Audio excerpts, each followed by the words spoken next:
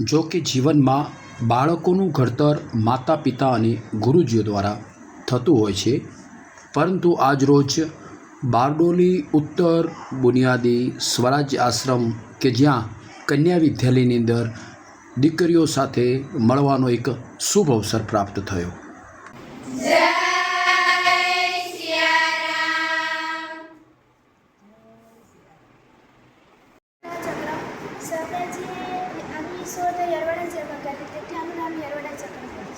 અહીં દરરોજ અડધો કલાક દીકરીઓ આના દ્વારા સૂત્રના દોરા ખાય. રોજ અત્યારે હાજી અહીંયા ઊભા ઊભા છે. હાજી બધા બસ અલગ છે તેઓ અલગ પોતાનો છે. હાજી. પછી બહાર છે અહીંયા 9 ને 10 ધોરણ અભ્યાસ કરે દીકરીઓ. પછી અહીંયા બહાર ક્યારેય વિદાય સમારોહ નહીં રાખે, કારણ કે બહાર દીકરીઓને એવું જ કહીને મોકલે કે તમે ભવિષ્યમાં કોઈ બી મુશ્કેલી પડે ત્યારે અહીંયા આવજો. અડધી રાસ્તે પણ તમારા માટે એટલે વિદાય નહીં આપવાની, કાયમ માટે એમના માટે દરવાજા ખુલ્લા જ છે. વિદાય તો આપણે કોને આપીએ કે જે કાયમ માટે જતું હોય એને આપીએ. પછી અહીંયા ઘણી બધી પ્રવૃત્તિઓ પણ થાય છે, જેમ કે આ છોકરીઓ રસોઈ પણ કરે, સાફ સફાઈ, યોગા, બધું દીકરીઓ જાતે. એમને શીખવાડવામાં આવે રસોઈનું. હાજી. તો તમે લોકો હોસ્ટેલમાં રહો છો અત્યારે? હાજી, અહીંયા જ રહેવાનું, ખાવાનું પણ અહીંયા એટલે બધું ફ્રી? હાજી. અને જમવાનું ને બધું તમારું તમે જાતે બનાવવાનું કે રસોઈ છે? અમે બનાવીએ. એમ? પછી અહીંયા બધા તહેવારો પણ ઉજવવામાં આવે, આદિવાસી દિવસ, ગણેશ ચતુર્થી, 15મી ઓગસ્ટને આ બધા છે.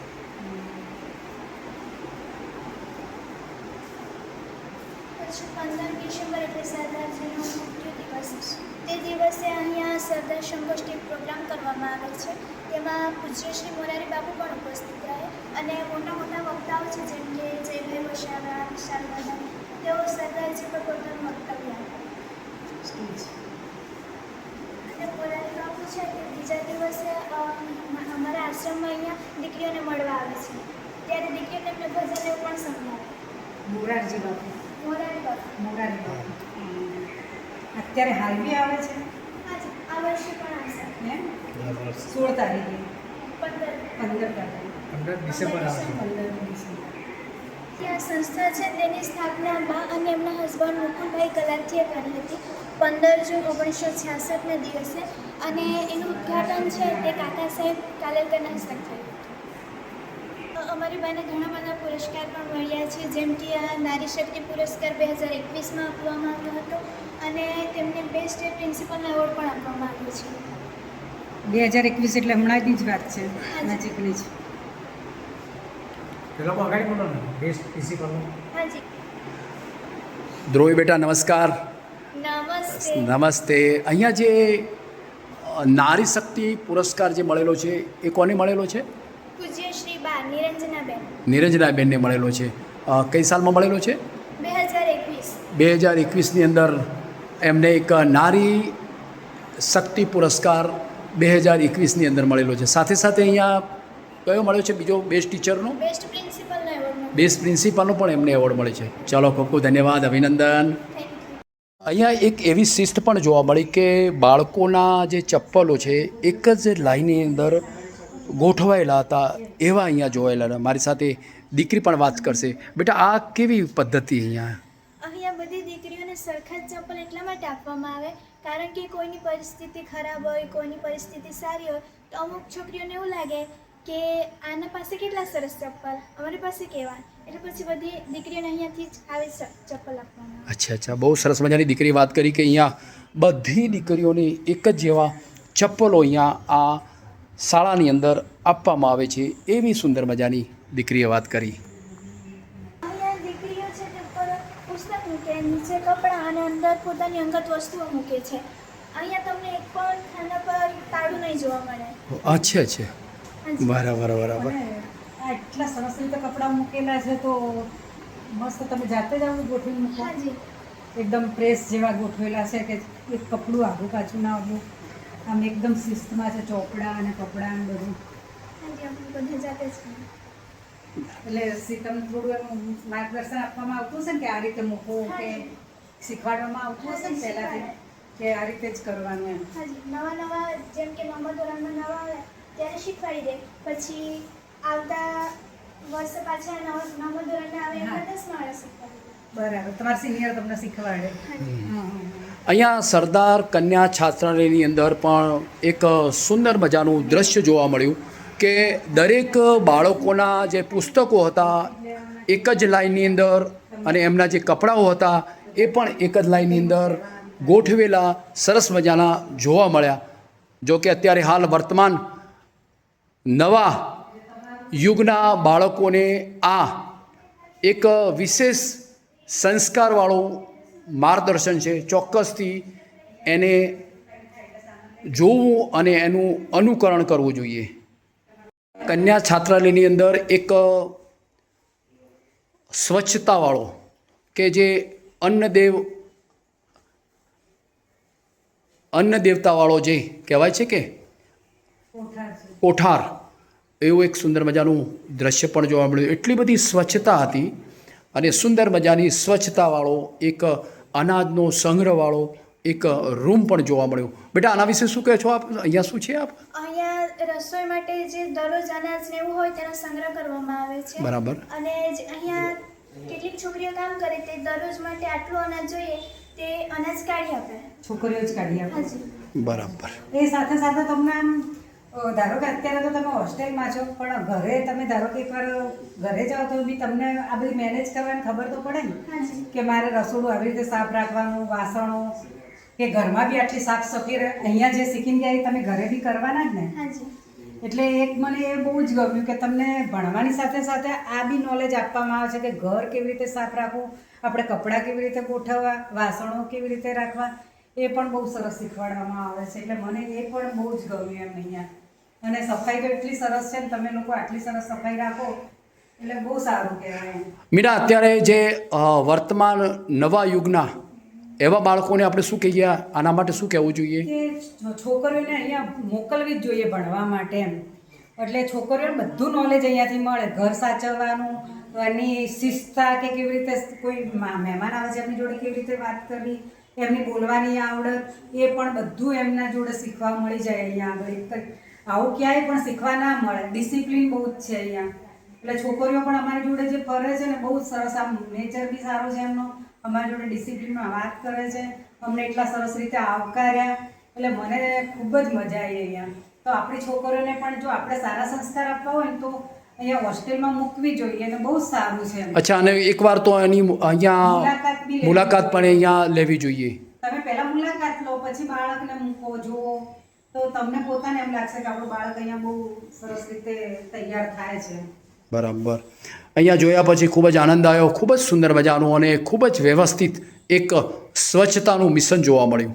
બધી જ અહીંયા કન્યા છાત્રાલયની અંદર એક રસોડું કે જે નિયમિત અહીંયા રસોઈ થતી હોય એ રસોડું પણ અહીંયા જોવા મળ્યું છે.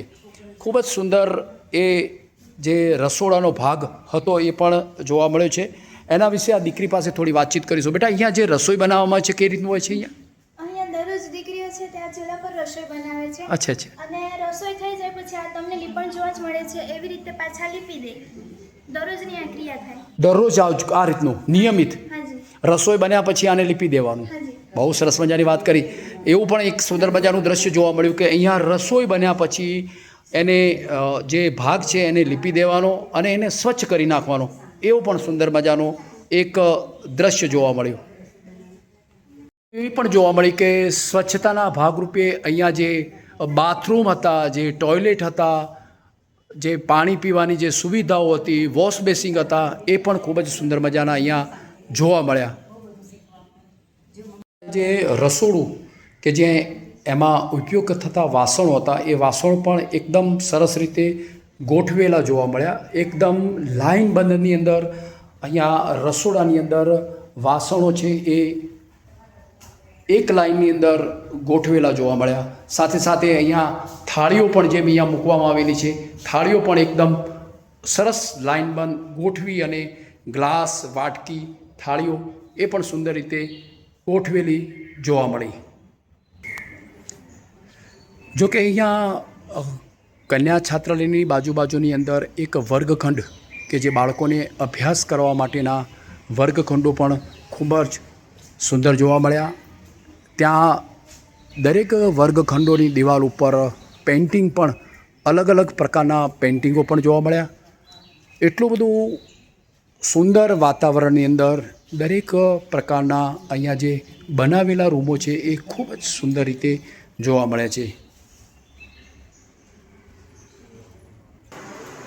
આ વિભાગની અંદર બાળકોને અભ્યાસ કરવા માટેના વિવિધ કોમ્પ્યુટરો પણ જોવા મળે છે, જેથી બાળકો કોમ્પ્યુટર સાથે જ્ઞાન પણ મેળવી શકે. સાથે સાથે એક વિજ્ઞાન ખંડ પણ અહીંયા જોવા મળે છે. તે બાળકો સાથે કોમ્પ્યુટરની સાથે વિજ્ઞાનનો પણ અભ્યાસ કરી શકે એવી એક સુંદર મજાનો વર્ગખંડ જોવા મળ્યો. આ શાળાની અંદર એક સરસ મજાનો કલાખંડ કે જેને કહેવાય છે કે આર્ટ વિભાગ, બાળકોએ બનાવેલા આર્ટ વિભાગના જુદા જુદા નમૂનાઓ પણ અહીંયા જોવા મળ્યા છે. હું દીકરી સાથે વાતચીત કરીશ. બેટા, આ કઈ રીતનું છે? આ રહ્યું અમારે દરરોજ 1 કલાકનો ઉદ્યોગનો સમય હોય ત્યારે દીકરીઓ છે તેમની આજુબાજુ જે વેસ્ટ વસ્તુઓ હોય તેમાંથી બેસ્ટ વસ્તુઓ બનાવે છે. જેમ કે તમે જોઈ શકો છો, પ્લાસ્ટિકની બેગ છે તેમાંથી આસન બનાવેલું છે. પછી દીકરીઓના કપડાં સિવાય એમાંથી કાપડ બચી જાય તે કાપડમાંથી પણ આસન બનાવેલું છે. બરાબર, એટલે વેસ્ટમાંથી બેસ્ટ બનાવેલા છે નમૂનાઓ. બહુ સરસ, બહુ સરસ. દીકરીએ પણ સરસ મજાની વાત કરી કે જ્યારે અભ્યાસનો સમય પૂર્ણ થઈ ગયા પછી જ્યારે સમય મળે છે ત્યારે અમને એવો થોડો ટાઈમ આપવામાં આવે છે. ટાઈમની સાથે અમને આ જુદી જુદી કલાકૃતિઓ અમને અહીંયા શીખવાડવામાં આવે છે. એવી સુંદર મજાની દીકરીએ વાત કરી.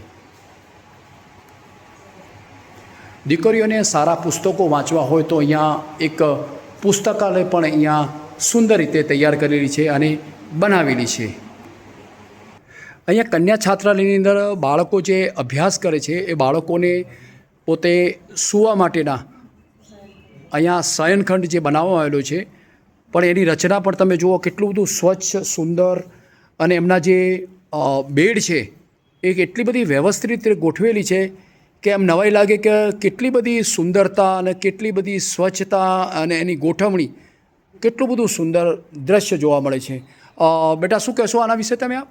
અહીંયા સાંજે દીકરીઓ સૂવા માટે આવે છે ત્યારે આ બિસ્તરા ખોલે અને પછી જ્યારે સવાર થાય ત્યારે ઉઠે ત્યારે આ સ્થિતિમાં તમને દેખાય છે તેવી સ્થિતિમાં વ્યવસ્થિત કરી દે પાછા. બરાબર, બરાબર. મીના, શું લાગે છે આના વિશે? શું કહેવાય? ખૂબ જ અદ્ભુત લાગે છે મને તો. હા, કારણ કે ઘરે બી આ રીતે આપણે વ્યવસ્થિત કરી નથી મૂકતા હોતા. વાહ વાહ વાહ. તો આટલી નાની નાની બાળકીઓ આ બધું કરે એટલે બહુ અદ્ભુત લાગે. અને અત્યારે સંસ્કાર મળે તો એ આગળ કરવાની જ છે આ રીતે.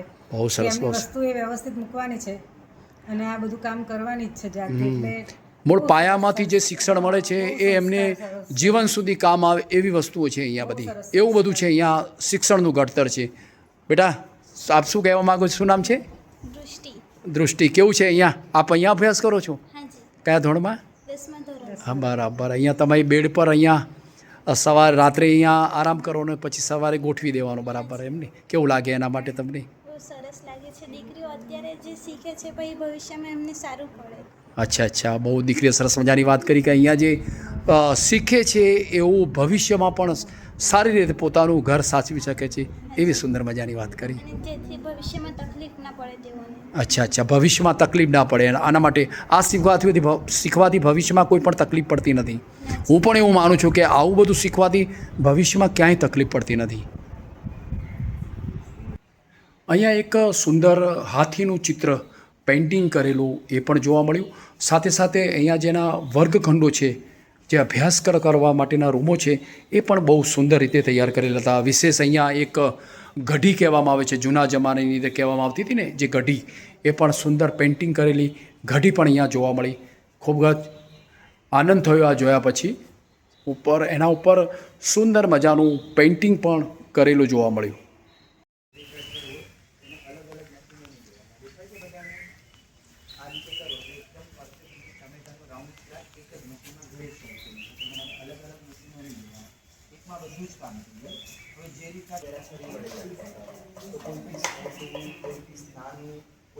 આકાર વગર થતું હોય છે.